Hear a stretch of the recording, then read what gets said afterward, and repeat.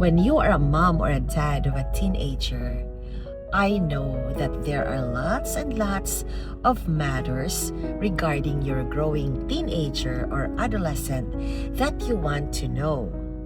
Like, why does your teenager lock up her room all the time? Or, why does he or she prefer to go out with friends and not with you anymore? Or, why does his or her cell phone have a password? And, why can't you listen to his or her conversations with friends?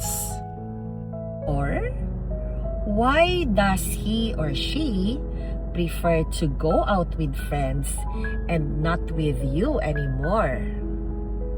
Or, why does his or her cell phone have a password?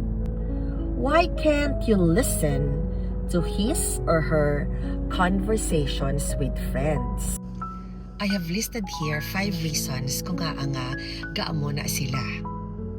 First reason is they are developing independence, so it is but natural for them to seek autonomy because through that they are able to develop identity formation. So, if ang aton nga teenage son or daughter nagakip sang information private to themselves, that somehow gives them a sense of control.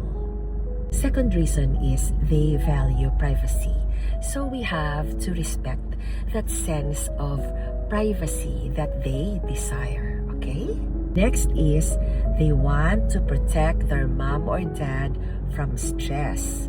So, instead of telling mom or dad about the truth, mahipos na lang sila. Next reason is fear of judgment or punishment.